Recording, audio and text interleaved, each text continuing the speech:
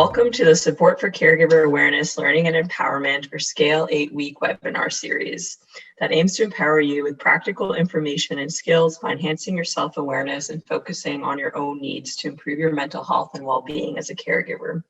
My name is Clea Lanemetz, and I will be moderating this webinar today. I am the program lead for mental health and well-being here at the Ontario Caregiver Organization. Today marks the third week of the SCALE 8-week webinar series. This week's topic is focused on how caregivers can manage sadness and guilt, which will explore the feelings that drag you down and keep reminding you that you aren't doing enough. And we will also talk about cognitive distortions that keep you in the shame cycle. So I am very pleased to introduce our speaker today, Michal Goldstein.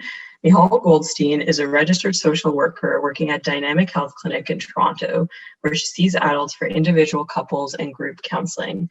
She is also the founder of Creating Connections, a play-based therapy practice in Toronto, where she works with children suffering from mental health and behavioral challenges.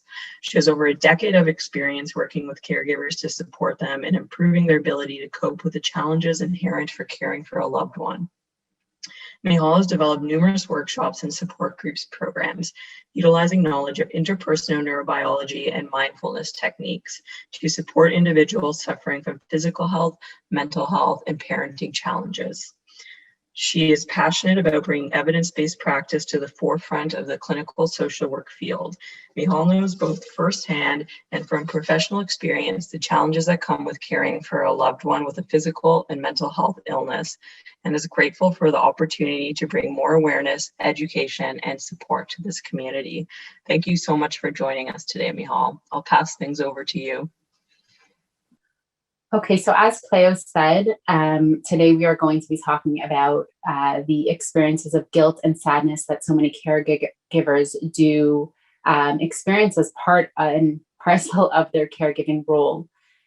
Before we get there, I just want to go over the SCALE program and all the amazing aspects that it has to offer.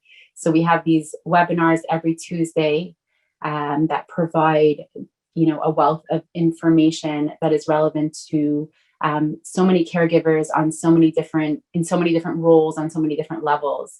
Then we have the online coaching groups, which you can come together with other caregivers where we further discuss some aspects of the webinar, and also gives you an opportunity to share with other caregivers like yourself. And that's something that we're going to actually talk about today, why that's so important and how much it can benefit these aspects of guilt and sadness.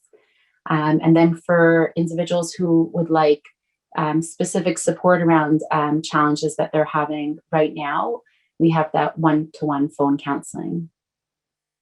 These are also available, these options are also available in French, the group coaching session, as well as the one-to-one sessions. So we're now at week 3 of our webinar series, where we're going to be talking about how caregivers can overcome sadness and guilt. And this really does flow from the other 2 webinars that we've had, which I believe are available on the OCO's Vimeo site, where you can access the previous webinars and where you'll be able to access today's webinar as well to review any of the points that we've discussed. So I want to start by giving you some examples of, real caregivers like yourselves who, as they go through their experience as a caregiver, or perhaps as they become a caregiver, experience these emotions of sadness and guilt. And we can kind of have them in mind as we move forward. And you might hear within these examples some aspects of yourself, some aspects of some of the guilt and sadness that you feel, and maybe that can help you relate to overall the experience. So meet Jane. She is a 42-year-old mother whose son fell from a cliff at the age of 14 and became paralyzed from the waist down. She suffers tremendously from the guilt of feeling like that fall was her fault. The fall occurred when she had gone inside to take care of preparing supper. And she worries that perhaps she should have given more information to her son, warned him more about a dangerous area near their home. And she's so concerned with this blame that she's put on herself, and so now preoccupied with the care of her son, who's now paralyzed and needs so much more attention and care, that it's impacting her relationship with her husband. It's impacting her friendships because she doesn't feel like they can understand her and her situation. Everyone's just telling her, it wasn't your fault, you do the best you can. But she does feel like it's her fault, and she feels like she could have done something different. It's come to the point that her guilt and her grief is so intense that she's lost a lot of weight and is now looking to go on antidepressants because she's feeling so overwhelmed by these emotions. Meet George. George is a 72-year-old man who is, with age, decreasing in his physical abilities and his ability to care for his wife, who is a few years younger and who he's just had to put in long-term care. He's been taking care of his wife on his own at home for the last 4 years since she was diagnosed with Alzheimer's. He's been coordinating all her care, administering all her medications, feeding her, managing her meals, managing the home, managing the finances. And understandably, with time and as he himself ages, his arthritis pain is significantly increasing, and his ability to maintain the physical care that she needed really increased to the point that he had to put her into long-term care. And every morning he now wakes up with this intense feeling of guilt that he's made this really big mistake, that he knew that she never wanted to be put into a home. And he feels like he's betrayed her. He feels like he, should have pushed himself harder, or, could have done things differently, or maybe could have managed through the pain that he was feeling from his arthritis. And he's not really sharing this with anybody because he's so ashamed for what he's done to his wife, how he sees that he's done to his wife, that it's really decreased in his appetite. And, his children are really concerned about him. People try to reassure him, you didn't have another option, you weren't able to lift her anymore. But he really feels so guilty that he's wronged his wife and that she would never be able to forgive him, and that he cannot forgive himself. And lastly, meet Cindy. Her mother is in long-term care and she's not doing so well.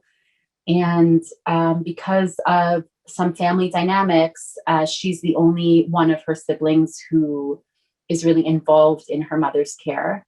So she really feels a very heavy sense of responsibility for her mother and for providing that care.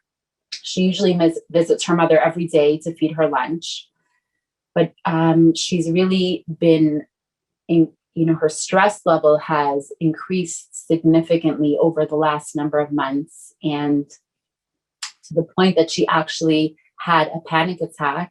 And her doctor, she went to her doctor about that, and her doctor suggested that she take a vacation for a few days and, take some time away, take some time for herself, change of scenery. So she went to the cottage with her husband and they planned the whole trip, but the whole time she couldn't stop thinking about her mother, and she worried about how lonely she was. And she felt so guilty for taking this time for herself, taking this time away when she knew it meant that nobody was with her mother. She had trouble sleeping when she was away and just kept thinking that something was going to happen to her mother and that she wouldn't be there. And she's just so ridden with overwhelm and sadness and guilt over the fact that her mother's alone and overwhelmed with the responsibility of what that means for her, that she can't ever, take care of herself, right? Do things for herself without that feeling. So let's talk about guilt. I'm sure that, when we hear another story, we're able to more clearly hear how their guilt is coming from a place of wanting to give, but realistically an inability to do what they want to do to its fullest extent.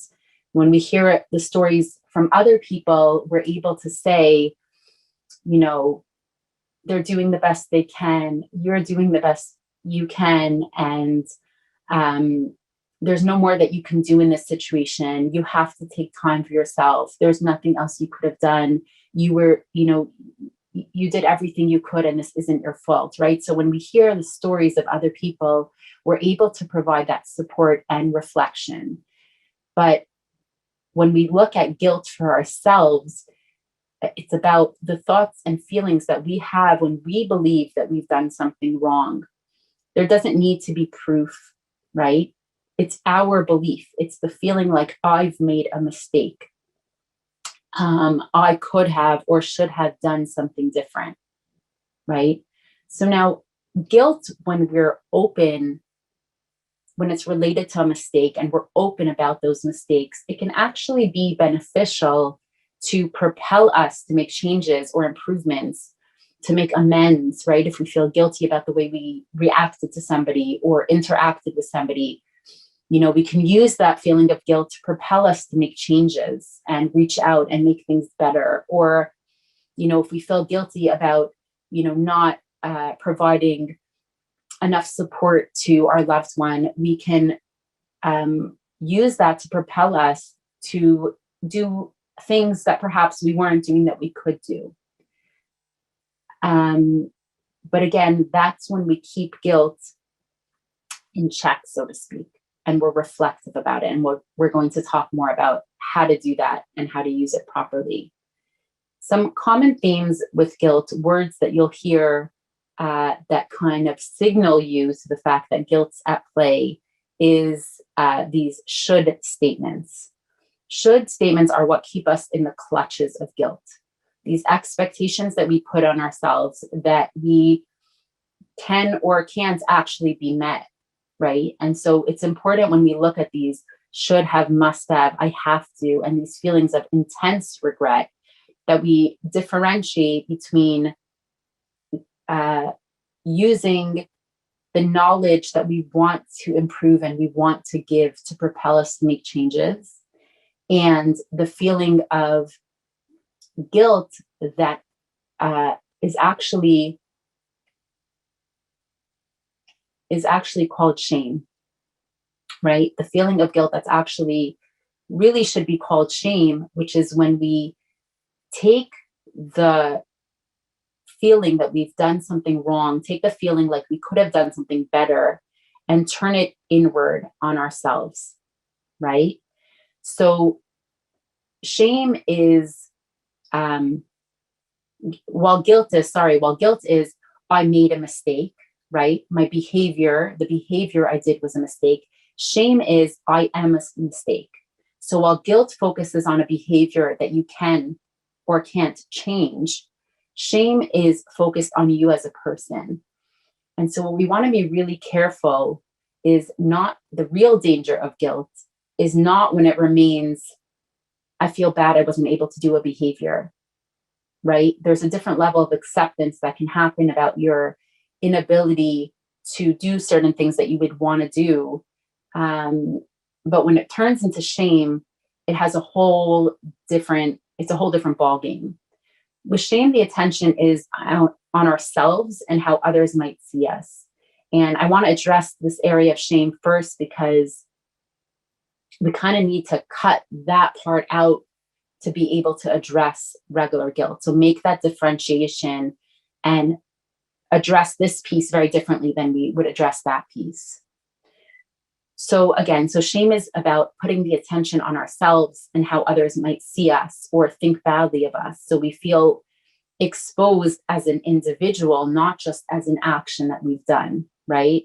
So imagine you've worked really hard on a presentation and, an important staff meeting, and you had to make this PowerPoint, and that was your responsibility. Your responsibility was to prepare the PowerPoints, and your coworker had other obligations, and you forgot to save the file on your computer. And so the last, version you had was like the older version, and you come into the meeting and you realize, oh no, this is what I got here. If you feel shame in those moments, your immediate thought pattern would be, I'm the worst planner ever. I am such a loser for forgetting that PowerPoint, right? Guilt would be, I did something bad. I can't believe I did that. That was so slow. Why did I do that? I made such a poor choice not to back up my work. That's guilt, right? Shame is, I'm a mess. I'm never going to get it right. I'm not good at anything, and I always mess up. So I hope we can hear that distinction. And that distinction is so important because our self-talk really matters in the way that we move through our relationships, in the way that we relate to others, and the way that we relate to ourselves. So we really need to differentiate and recognize, what is my self-dialogue here? Is it about guilt, where I want to behave differently and I want to act differently, which we can then use that to propel change? Or is it the way that I'm speaking to myself about me?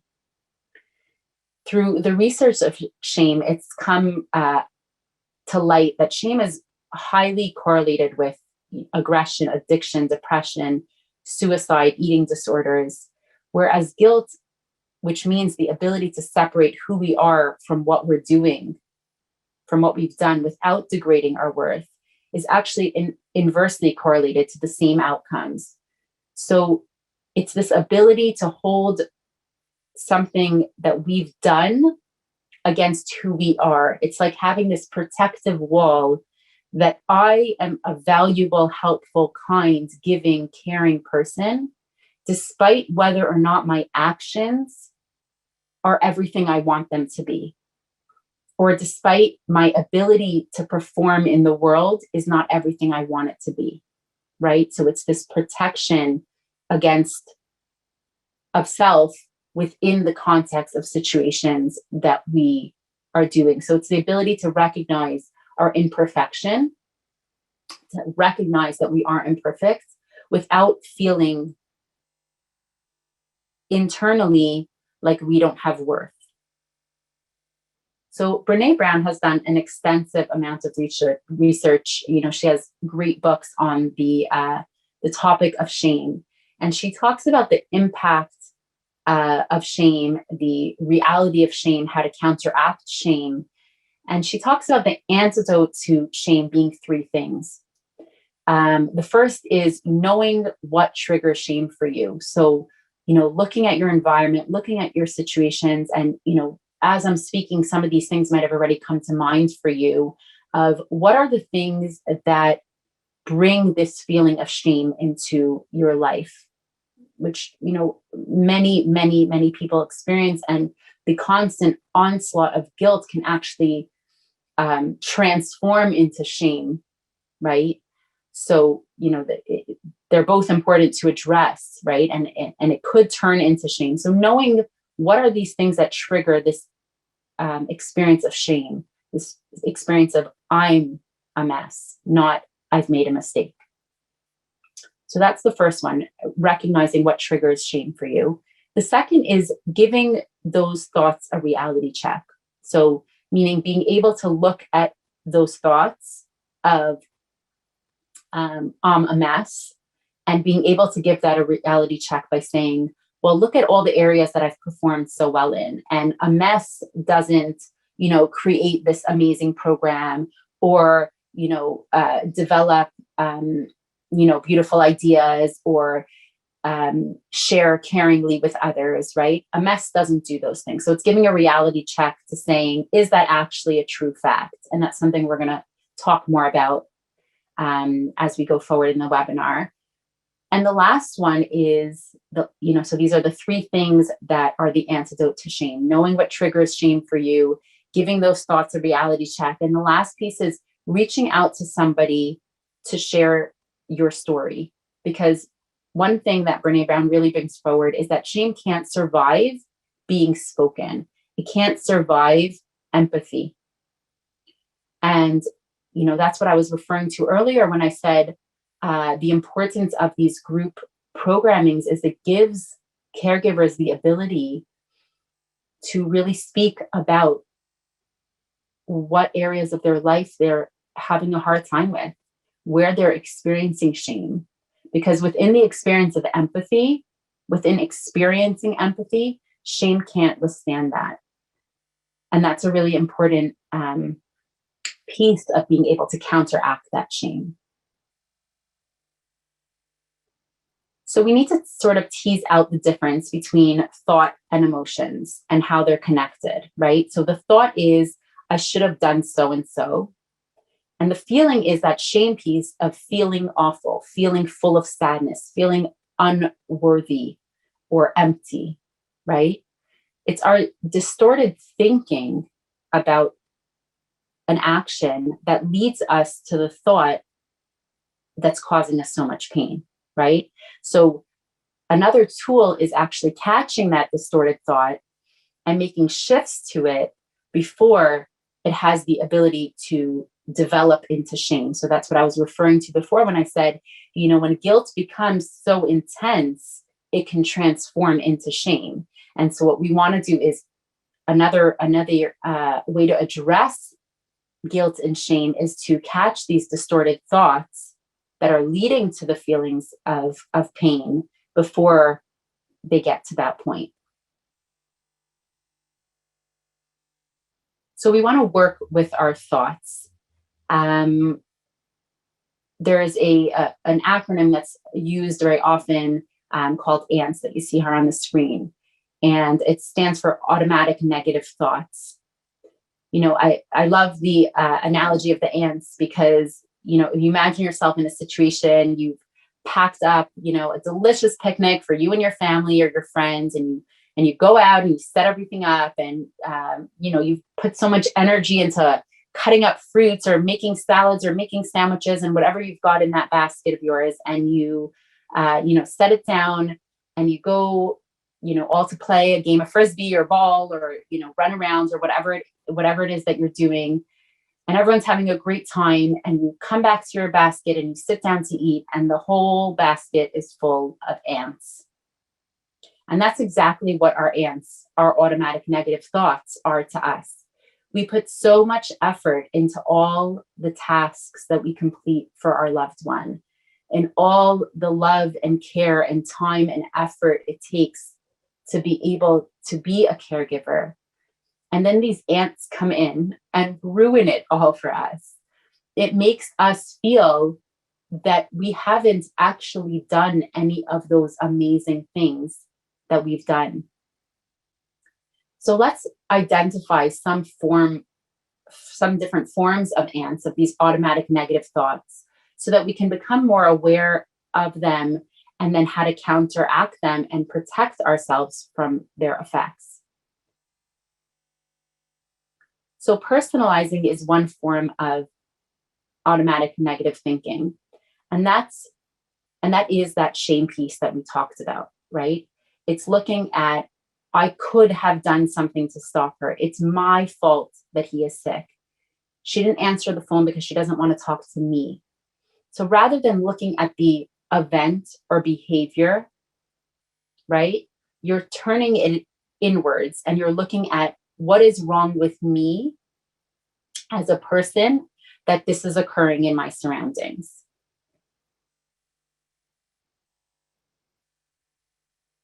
Another is all or nothing thinking, another ant effect, right? So we're using words like always, never, every. Those are good signs to us that we're using an all or nothing thinking. And that means that we're using an automatic negative way of thinking about a situation. So only I can care for him. I don't have any time for me. If he doesn't get better, then I failed. Either I do it right or not at all.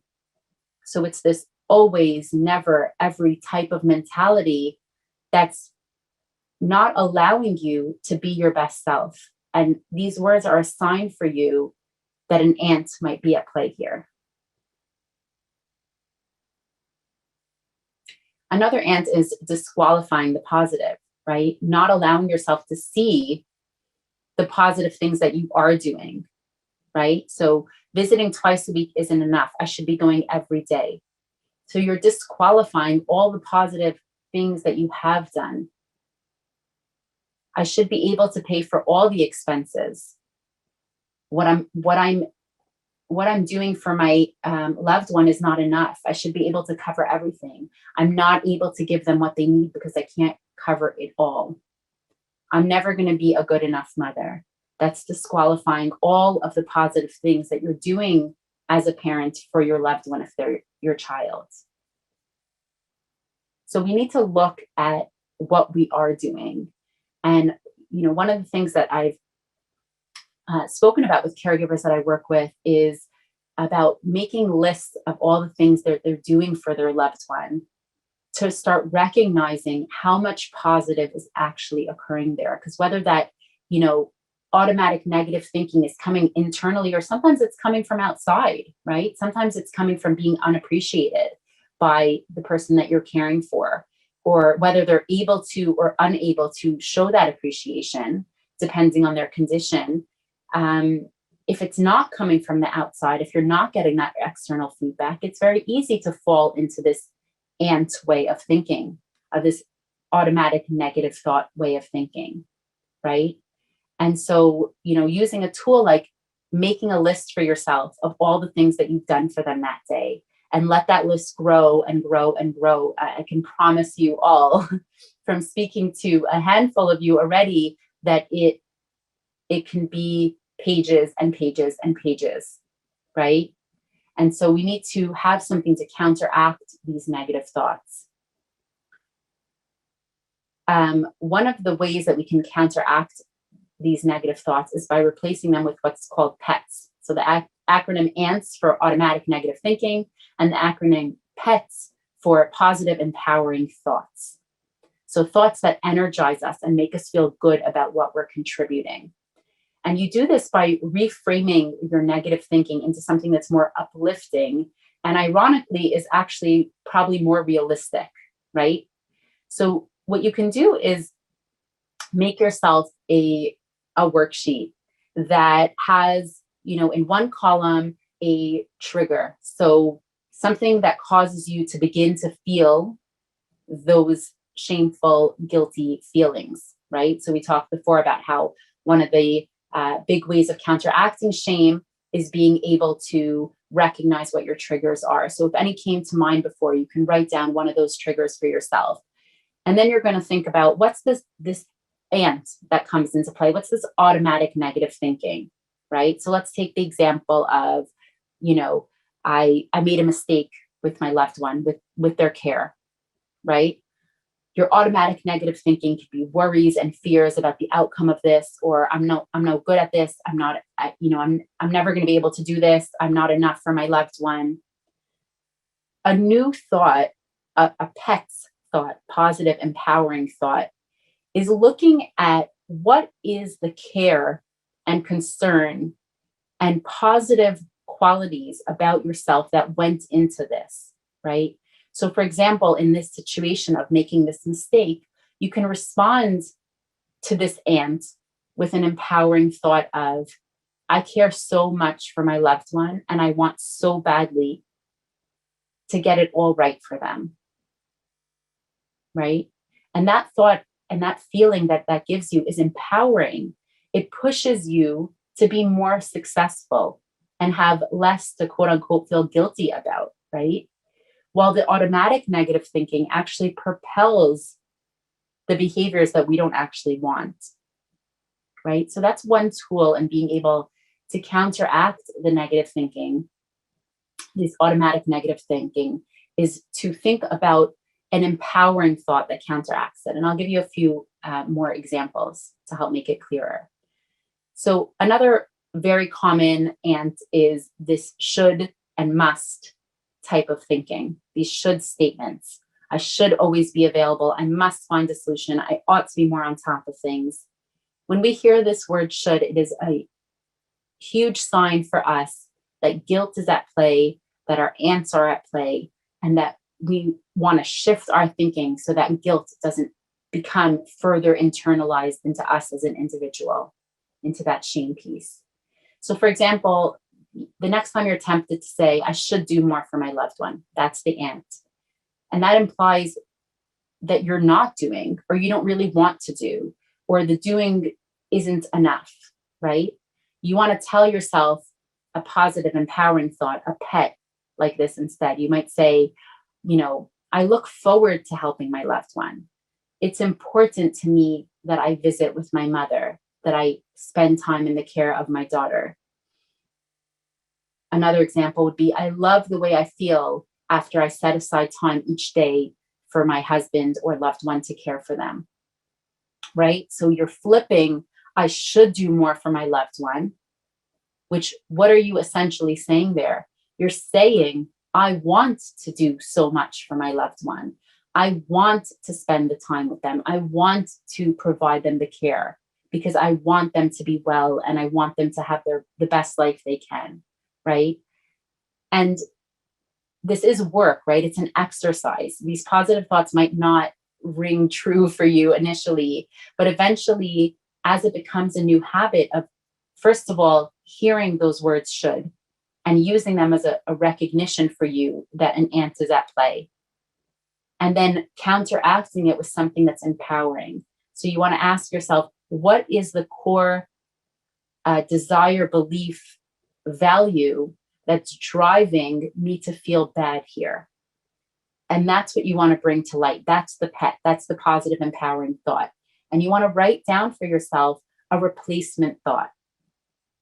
So another example would be, let's say you're interacting with your loved one and you find yourself getting upset because of the stress when you're spending time with them. So, you're feeling guilty about getting upset. Here I am, I want to do good for them, and all I am is getting upset every time I interact with them. So we want to look at, what is that core feeling? What is the driving force of you not wanting to be upset when you're with your loved one? It's that you want to give them a positive life experience. You want to enjoy your interactions with them. It could be that these interactions might be limited. And so you're feeling guilty. Oh, here I am. Who knows how many times I'm going to have left with my loved one. And here I am losing my temper when I'm with them. So you take that thought and you think, that's coming from a place of wanting to do good for them. And so I want to switch that to an empowering thought by saying, I'm a kind person. I'm a giving person. I feel great when I interact positively with my loved one. I'm proud of myself that last week I had a warm, loving interaction. So you want to think about what would be something that would empower you to address this core desire you have to not get upset with your loved one. Okay, so that's the concept of ants, these automatic negative thinking, and the concept of using pets, positive, empowering thoughts to counteract this negative thinking.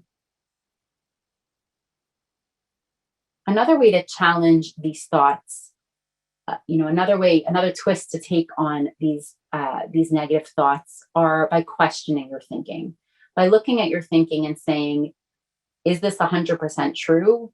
Are we sure it's true? Can you know with certainty that it's true? And who would you be without this belief? So if we take the example of, I keep making mistakes. I'm just a mess and I'm never going to be able to care for my loved one the way they need, right? So you're going to ask yourself, is this 100% true that you're not caring for your loved one the way they need, or that you never will be able to? Can you know with certainty that this is true? And what would happen if you didn't have this belief about yourself? How would it change your ability to be a caregiver if you didn't have this belief about yourself that you're unable to care for your loved one? Right? Take another example. I need to always be available for my loved one. Is it 100% true that you need to always be available? Is it not possibly true that there are other options?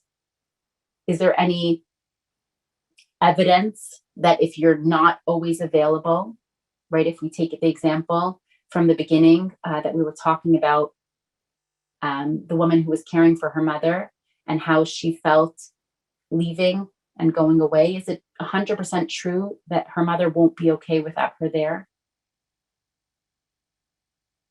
And what we come out from these questions, what we come out from these questions is a balanced thought about truth. When we look at, I need to always be there for my loved one, but I also have needs, right? So that's where the questioning comes in. But I also have needs, and I'm only one person. And the outcome is a balanced thought of, it's important for me to be as available as possible, but it's equally important for me to also take care of myself. And the way that we can work through this process is through this CBT thought record. And I believe this was sent out to you, an example of this with these columns at place, but you can write them out for yourself if you would like right now, or if you didn't receive it. So working through this exercise, you're essentially working through your thought process and looking at, what is the situation that I'm feeling challenged with? What are the feelings that this situation invokes in me? What are some of these automatic negative thoughts that I might be having, right? So we talked about many examples of these automatic negative thoughts. Now, is there any evidence to support something against these negative thoughts? What is the evidence here that says that this thought is true? And what is the evidence that says that this thought isn't true, right? And then we take those two thoughts and we want to create a more balanced thought that's accurate and based on evidence. For any of you that were in the webinar last week, we talked about the impact of stress on a caregiver and on anyone who's undergoing significant amounts of stress and ongoing stress. And we talked about how when you're undergoing significant stress, your mind is not functioning in the way that you want it to, the ideal, way of slow and calm and peaceful. It's frantic. It's in survival mode. It's running away from a predator, right? And that's the way your mind's thinking when you're undergoing a lot of stress. And that's why it's very normal for your mind to automatically be going to these negative thoughts. And so this process helps slow down your thinking, balance out your thinking to evidence in your surroundings that things might not actually be the way that you think that they are. And now the last step of this process is let's look back at those initial feelings and let's see if the intensity of them has decreased at all. And this actually provides further evidence to these automatic negative thoughts, right? Further evidence for yourself that when I slow down my thinking, when I challenge these automatic negative thoughts, I can actually create a reality where my balanced thought is more accurate and it provides calmer, more positive feelings for myself. So we've talked about now two ways that we can kind of go from the angle of thought, right? We want to counter the automatic negative thinking by empowering thoughts. We want to counter the automatic negative thinking by looking at evidence to support a different way of thinking. Another way to address the sadness and guilt that we experience as caregivers is by working from the angle of emotions. So we want to look at what is the emotion that you're having right now. So there's the thought, and then there's the emotion and experience. And that's where the sadness might come in for some people. And there's all different emotions that you might experience. But you want to look at yourself and you want to say, how do I feel right now? What am I feeling in my body when I'm having this challenging situation or this situation that's causing me guilt or coming from a place of guilt? And these are some of the emotional reactions that one might have towards guilt. It's feeling angry, annoyed, concerned, confused, disappointed, discouraged, distressed, right? These are some of the words that you might be using to describe the feeling that you experience when you are in a situation of feeling intense guilt or shame, right? You might be embarrassed. You might be frustrated and feel helpless and hopeless. You might be noticing that you're feeling extremely impatient and irritated. You might feel lonely in this emotion. Like we remember that mother, right? She felt alone in her experience, that nobody can really understand how horrible she felt for what she had done. It could cause feelings of nervousness and overwhelm, feeling puzzled or confused to what's going on inside of you and why you're having such intense emotions. You can feel reluctant to do anything because you're feeling so guilty and nervous, and it's made an impact on how you feel about yourself. So now you're reluctant to continue within the caregiving role. And then there's that piece of sadness, and in addition, uncomfortable. You might feel really uncomfortable around your loved one. So working with our emotions is about recognizing what is the emotion that we're feeling and what unmet need is driving that emotion. We often will feel guilty when we can't balance our needs with other people's needs. And we need to assure that our needs are met in conjunction with the person that we're caring for. And that's something that we talk about. You'll hear me say over and over again throughout the Scale series, is the importance of recognizing what are our needs and ensuring that our needs are met. Because without those needs being met, that is where guilt will come in. That is where these intense emotions will come in, right? So we need to look at what are these basic needs that we need met. And this is, a universal experience, having, needs of autonomy and celebration, integrity, interdependence, physical nurturance, play, which, just means enjoyment, and spiritual communion. These are universal needs that we all have, whether caregivers or not.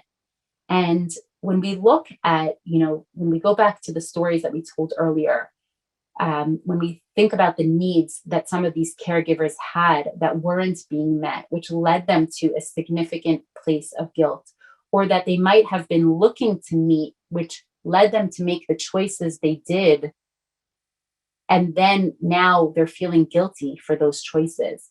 So to counteract this feeling of guilt, we need to look at what are the basic needs that I am trying to meet in this situation for myself that are causing me to make choices that I'm then feeling guilty about.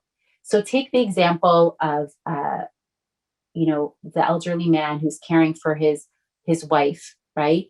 He had a physical basic need that needed to be met. He was unable to physically do the work that was necessary in that experience to be able to care for his wife any longer.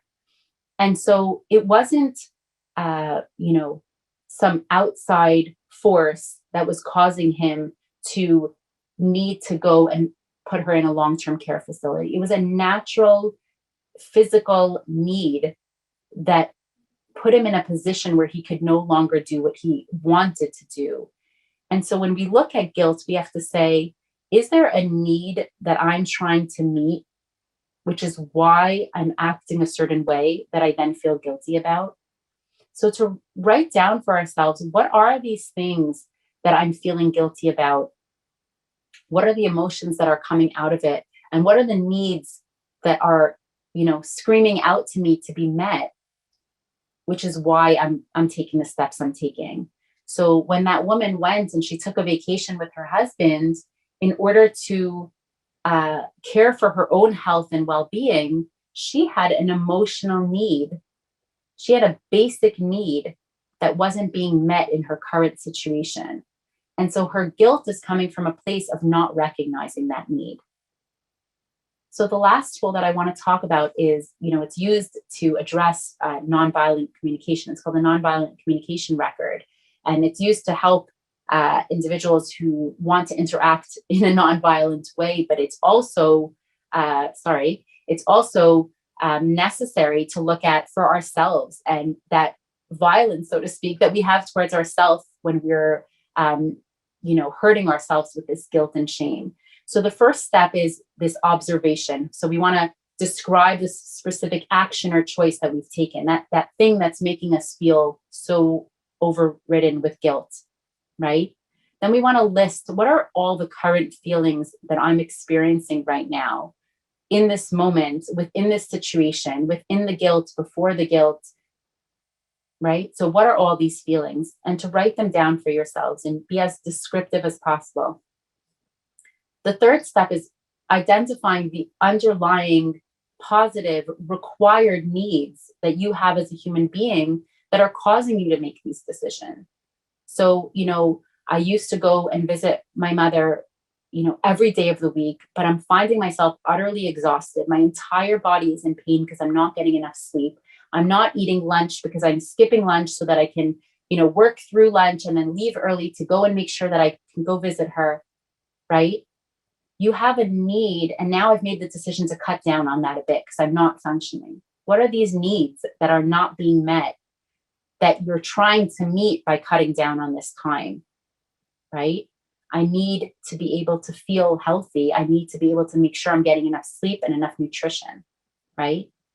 And so the last step is this request. Now that I have this insight, now that I've looked at, what are the things that are making me feel guilty, choices that I've either made or want to make but feel too guilty to make, right? What are the feelings connected to that? What are the needs that are not being met that I want to make sure I'm meeting, or the needs that I have met that I want to identify so I don't have to feel guilty anymore?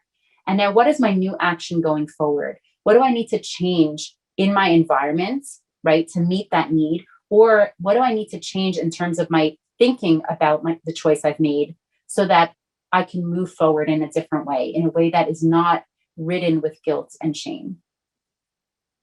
So I hope that some of these tools can be helpful to you in being able to counteract some of these feelings of guilt. So we talked about the positive, empowering thoughts. We talked about looking at the evidence to counteract some of these negative thoughts we're having. Is this actually true? And then we talked about this way of addressing the feelings and the needs that are the driving force behind the choices we're making to help counteract some of that guilt. So thank you so much. Great. Thank you so much, Mihal. It's very easy for caregivers to get stuck in a cycle of sadness and guilt. So your presentation hopefully can help caregivers break that cycle and start to look at things a bit differently.